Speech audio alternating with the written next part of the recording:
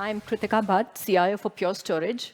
And I wasn't going to start with this, but this is the coolest stage I've been on. I've been on many stages. This is the coolest one. Now that I've got that out of the way, in this morning session, over the next 10 to 15 minutes, we're going to discuss real-world issues and trends as they relate to building resiliency. Now, I'm sure many of you spend a lot of time thinking about resilience and also planning for the possibility that you might lose access to your data. Now, this planning is absolutely essential, but we all know that the unexpected can and will happen. And this could be things like natural disasters like earthquakes, could be unpredictable events like floods, and let's not forget the human element. We have human errors, we have rogue admins, and even planned outages that could impact access to our data and disrupt business operations. Furthermore, with ransomware on the increase and continuously evolving, it is of paramount importance that we secure our data. So now let's see what happens when all this planning meets real life. And I'm so excited to have you here to share your insights on trends, your experiences, and the importance of building a resilient environment for our data. So Hector, without further ado, I'll start with you. Okay. You have such an interesting background.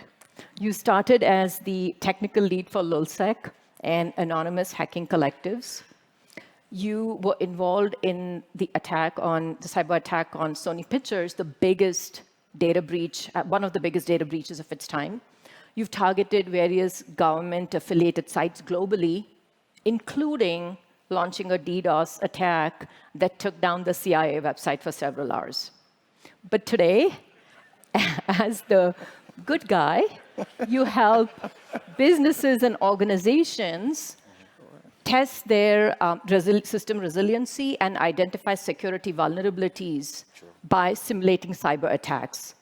So share with us some of the emerging cybersecurity trends that you see that organizations need to be prepared to address, and also the key concerns that they need to be prepared to address. Yeah, I mean, it's a great question. As someone that's still on the offensive side, even as a red teamer today and a researcher, my job is to always be on top of emerging threats. I want to be able to help organizations understand what those threats are. And so we're seeing a bit of concern regarding AI, right? There's AI for good and there's AI for bad. On the good side, I'm happy to announce that, I'm sure you guys all see it, there's a lot of great software and products and tools that are leveraging AI for detection and response of anomalies. On the flip side, you're seeing deepfake attacks against CFOs and C-suite executives, and of course, that ends up with folks losing money. You have ransomware that's still very, I would say, successful in most cases, and you have a lot of organizations that are still kind of dealing with how to become resilient against a ransomware campaign. And of course, you have supply chain attacks. And those supply chain attacks are becoming more sophisticated, long-term, persistent, 2-year engagements against developers, and these guys are actually getting access to organizations through these third parties. Yeah. Thanks, Hector. A lot of good information there to unpack. And I know many of us have the opportunities and challenges with the evolving AI technologies on top of mind. Kim, as the CIO for the city of New Orleans, you have faced so many traumatic events from a technology perspective, ransomware attacks, hurricanes, and even a data center fire. Yes. So share with us what happened here. How did it impact your team, the city services, and ultimately the residents? Thank you, Kritika. So the city of New Orleans has 400,000 residents. We service 5,000 city employees, and our team includes workers who support police, fire, and emergency medical services. So our daunting tasks were made even more daunting when we were faced with a 2019 ransomware attack that took all city services offline. All technology services came to a complete halt. We led a response with the Louisiana National Guard that brought in 200 volunteers to completely rebuild our technology environment.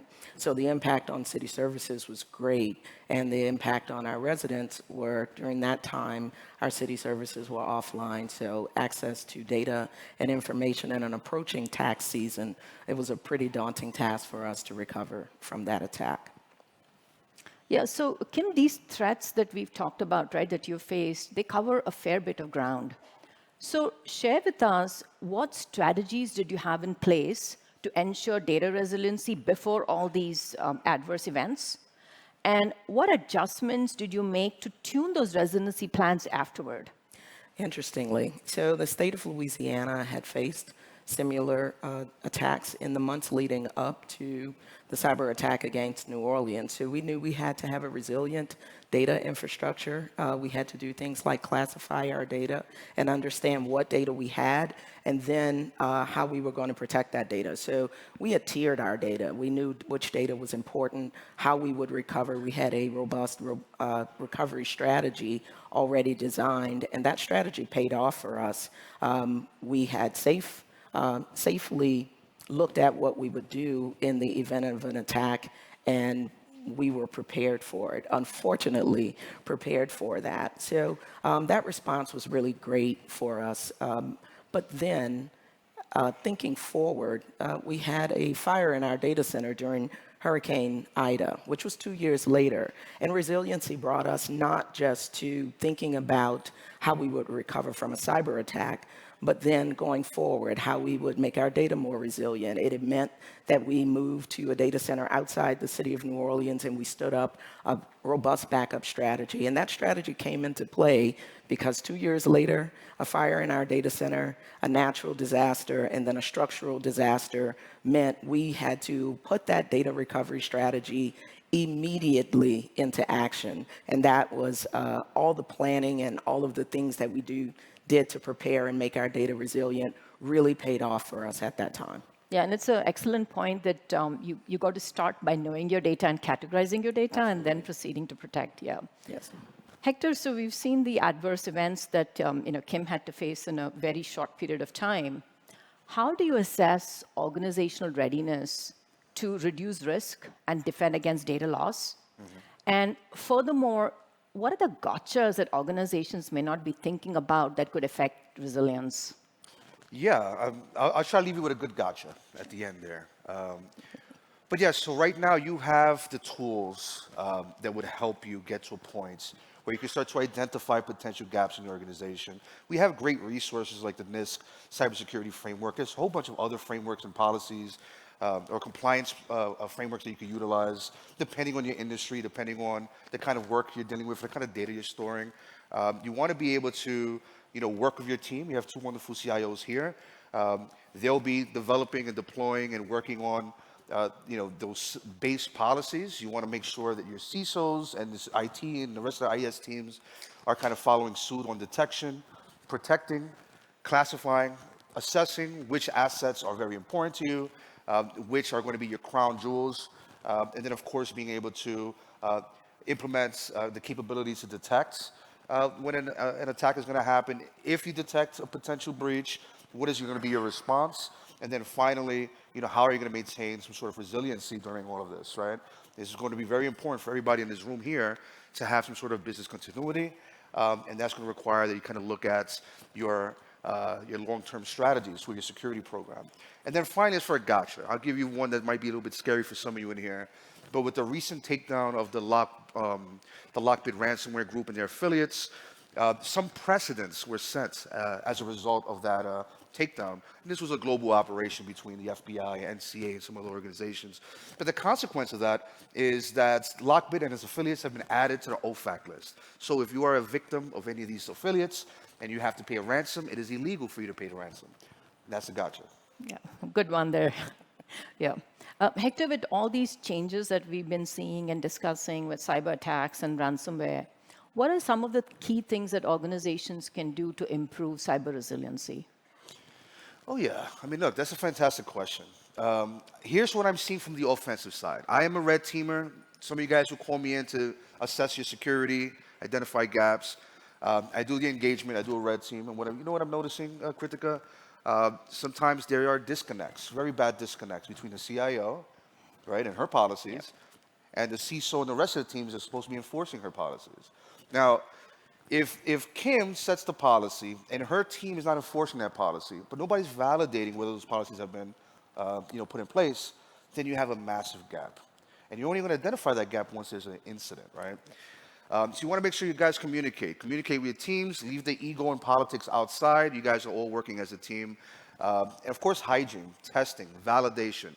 You guys are investing in EDRs. Well, validate if your EDR is working to where it needs to be. You have a SOC team. You have MSSP. You have other capabilities you've added and invested in. Well, let's validate to see if those tools work, right? The problem a lot of organizations do is they'll invest in a very expensive set of products or tools or solutions. They'll set it, and then they'll forget it and move on with their lives. Sometimes you have to tweak your software. Sometimes you have to kind of ensure that the software is working. Now, in terms of data, I love the idea of the data classification, right? Because sometimes you may not be able to routinely back up all of your data or recover very quickly all of that data. You need to kind of classify, identify which data is sensitive, which ones you want to prioritize over everything else. If all you need to pull is 1 terabyte of data, outside of 10 petabytes of data, then yeah, that's going to speed up your recovery. So, and also finally, Kritika, when it comes to security, you're always, and I hate to be so cliched, but you're only as secure as your weakest link. Yeah, good point there. And I think you've given us a lot of good points that IT and security leaders jointly need to have on their radar and be working through. Yeah. Kim, my last question of the session to you. You faced off with both hackers and the fury of nature. Yes. What advice do you have for people who think and work technology all day long about disaster resilience and how they could reduce risk?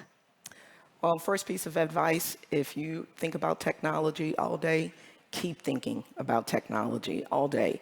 It should be the thing that keeps you up at night. Your data resilience strategy is so important to your organization. Think through the worst case scenario. Think about the things that you don't expect to happen, and you plan for those things. I think another really important thing is to build relationships. Think about your future technologies and how you would implement things in a worst case scenario or just where you're going next. Build those relationships. In fact, for us, our Pure storage rep contacted us within hours after the cyber attack. He was there 24 hours later, and 48 hours after that, we had product on the ground. So shout out to Tom Grady and the wonderful team in New Orleans for the work that they did for us. Yeah. But those are the things that really made us recover successfully. And then when an unexpected situation happened, as Hector said, we had also planned for that and tested those strategies. So natural disaster comes, a fire in our data center, and we were able to restore our infrastructure within days. And that was really critical to the city of New Orleans because our residents were without information. So if this is the way that you're thinking, you're on the right track, and you should constantly think along those lines. Resilience is important. Kim, we really appreciate your partnership, and I'm so glad Pure was standing by your side to ensure you had that resilient infrastructure to keep your data available. And if Tom is here, Tom Grady, please do stand up and take a bow. Yeah. So as we can see, resilience isn't just about adding an air gap and hoping and even praying that everything's going to work out. It's about having that platform that enables you to detect and protect and gives you the technologies to rapidly recover from adverse events into a clean environment and restore your business operations as soon as you can. Kim and Hector, thank you so much for joining us today and sharing your insights with us. We really appreciate it. Thank you.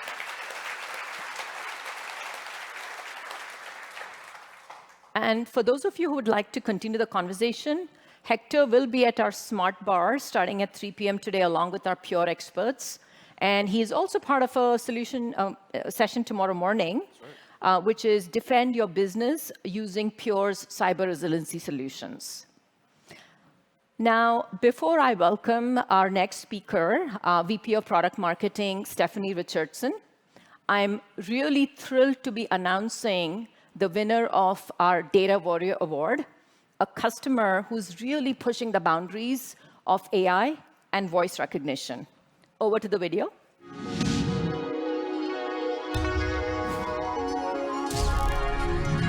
A pioneer in voice recognition and AI, MediaZen helps leading companies improve the world we live in by making AI interactions more seamless and natural.